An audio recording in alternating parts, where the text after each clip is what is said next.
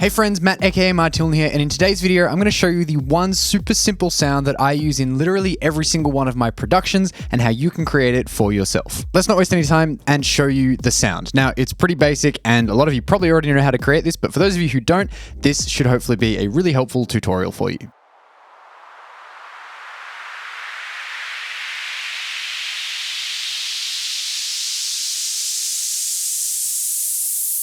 So the sound is a really simple white noise sweep. It's a super versatile sound that can be used in basically any context and can also be transformed into a lot of different sounds as well. So first off, we need some kind of synth that can generate white noise. I'm going to use Ableton Live's operator for this. So I'm going to create a new MIDI track. I'll delete my channel EQ and compressor and add Ableton Live's operator device onto this MIDI track. Now again, this can be any synth at all. It just needs to be capable of generating white noise. Next, we're going to go to operator A in the operator device, change the wave shape to noise white, and I'm going to set the release all the way to 1 millisecond, or the lowest it can possibly be. Now I'm going to create a MIDI clip that's the length that I want. So here we can create a 4-bar long MIDI clip by selecting the 4 bars, right-clicking and inserting an empty MIDI clip, and then creating a MIDI note that's the entirety of the length of this MIDI clip. I'm going to switch back to my device view, and then this is what we have currently. It's literally just white noise.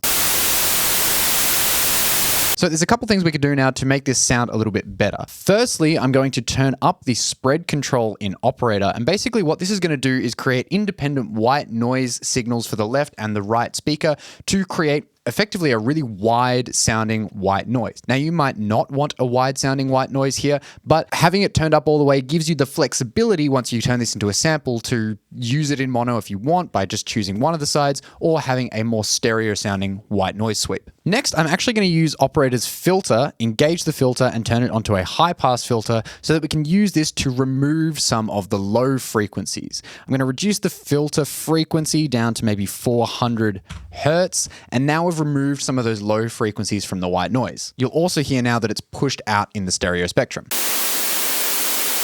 The next thing we need to do is add some movement to this sound, and there are a few different ways that we can do this depending on what you like. First, I'm going to show you the most basic method, and this is using a bandpass filter. So I'm going to open up Ableton Live's auto filter device and set this to bandpass mode. I'm going to set the filter slope to 12 dB per octave because I don't want it to be super narrow. And now all we need to do is automate this filter frequency cutoff control across the course of our MIDI clip. So I can right click the filter frequency, show the automation in a new lane, select the range that I want to automate in, right click, and I can add, say, an upward sawtooth shape here. And that's going to sweep this bandpass filter all the way from the bottom of the frequency spectrum to the top of the frequency spectrum. In order to hear this a little bit better, I'm actually going to increase the resonance control of the auto filter, maybe to like 35 or 40%. And now take a listen to what this sounds like.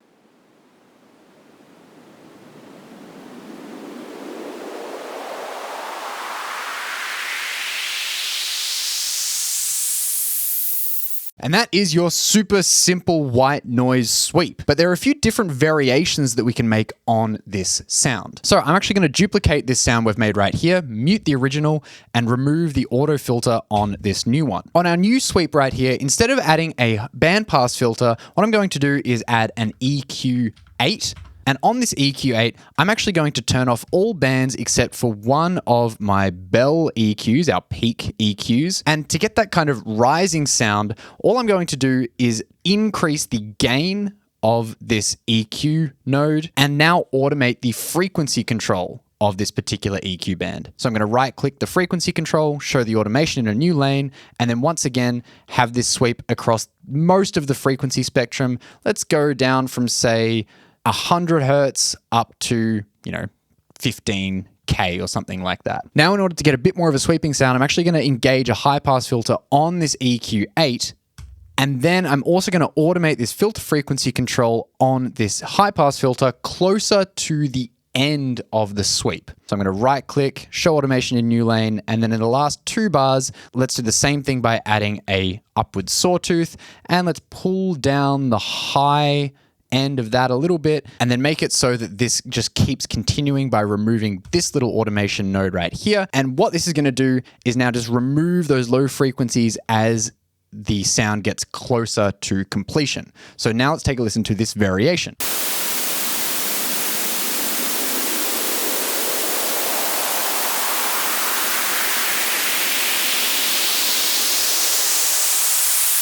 As you'll hear, it's a lot more full frequency spectrum because we're not removing all of those frequencies at once. If it starts a little bit too abruptly for you, you can also always add a utility after the fact and automate the gain of this utility to fade in over the course of, say, maybe the first half of the sound. I'm going to use the S curve.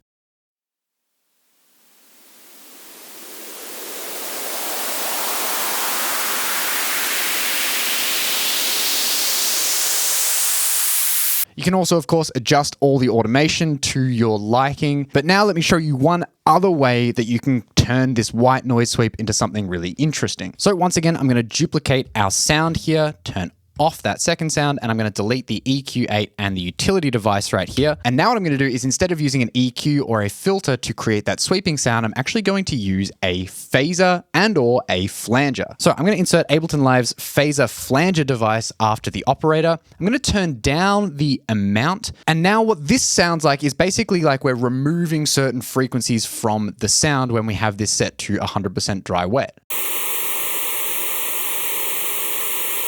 In order to get a kind of sweeping effect, what I'm going to do is right click and automate the center frequency of the phaser, show the automation in a new lane. And once again, I'm going to automate this center frequency to increase over the course of our riser. So now we have something that sounds like this.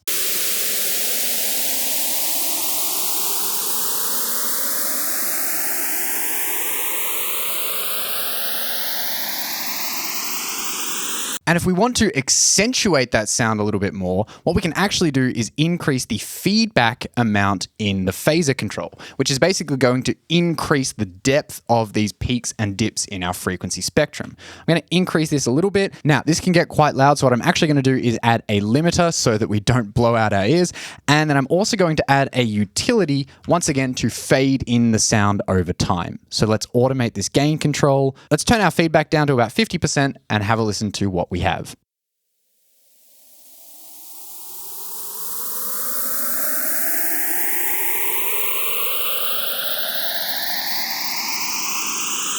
And if you want even more of a rise, we can increase the height of this center frequency towards the end, maybe go all the way to the top of the spectrum.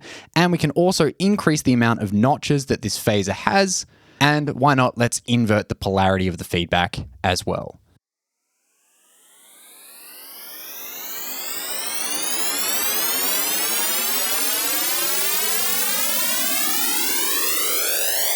A much more tonal riser from using a single effect. Now, of course, you can create this sound from scratch every single time you need it in a new project, but it's also really easy to just bounce this sound out to an audio file and then click and drag it in whenever you need it. This sound's not only great for being used as an up sweep, but also great for being used as a sweep down or an impact sound in a project. And these types of sounds in general are really fantastic to use as ways of filling out space in productions and to aid transitions between sections. That's all from me. If you'd like to learn some more sound design techniques, check out this video right here. Otherwise, I hope you found this video useful. I hope you learned something, and I'll see you all in the next one.